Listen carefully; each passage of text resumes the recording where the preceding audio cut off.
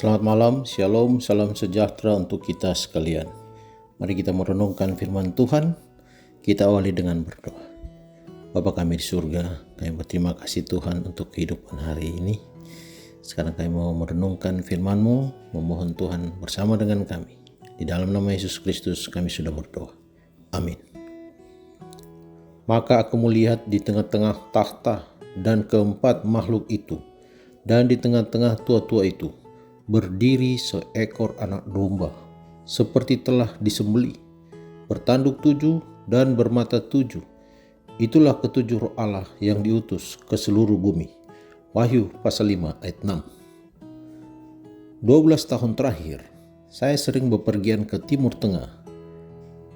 Di awal masa-masa itu, anak perempuan saya yang tertua memilih untuk dibaptiskan di Sungai Yordan. Saat itu sangat istimewa, walaupun mungkin bukan itu tempat di mana Yohanes membaptiskan banyak orang. Beberapa tahun kemudian, anak perempuan bungsu saya mulai menunjukkan ketertarikan kepada baptisan. Saya ingatkan dia atas baptisan yang dialami kakaknya. Saya berpikir, dia pasti akan mencari ide yang lebih hebat daripada kakaknya. Akhirnya dia berkata, "Saya mau dibaptiskan di Laut Merah, di tempat orang Israel menyeberang dulu." Saya rasa dia tidak tahu bahwa Paulus menghubungkan perjalanan menyeberangi Laut Merah dengan baptisan Kristen dalam 1 Korintus 10 ayat 1-4. Ahli arkeologi ternyata tidak terlalu yakin di mana tepatnya bangsa Israel melakukan perjalanan penyeberangan mereka. Beberapa bahkan mengatakan bahwa mereka bukan menyeberangi Laut Merah, tetapi lautan alang-alang yang dapat ditemukan di sebuah danau di sebelah utara Laut Merah, dekat terusan Swiss sekarang ini. Alkitab mengatakan bangsa Israel terkurung di antara gunung di sebelah kanan dan laut di sebelah kiri mereka. Pantai Ain Sukna di Mesir memiliki deskripsi yang cocok dengan penjelasan ini. Dan akhirnya beberapa teman dan saya membawa anak perempuan saya ke sana dan membaptiskannya pada musim panas 2001.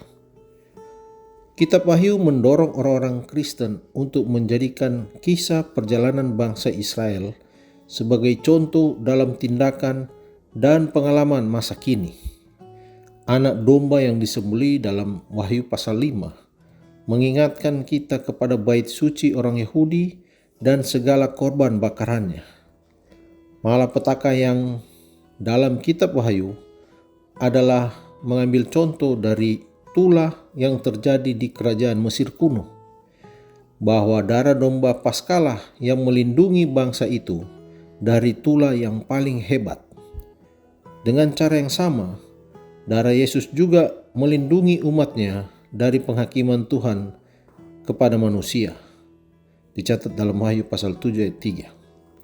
Sebagaimana Israel menjadi imamat yang rajani di Gunung Sinai, maka demikian juga para pengikut Yesus adalah imamat yang rajani yang berasal dari berbagai suku, bahasa, kaum, dan bangsa.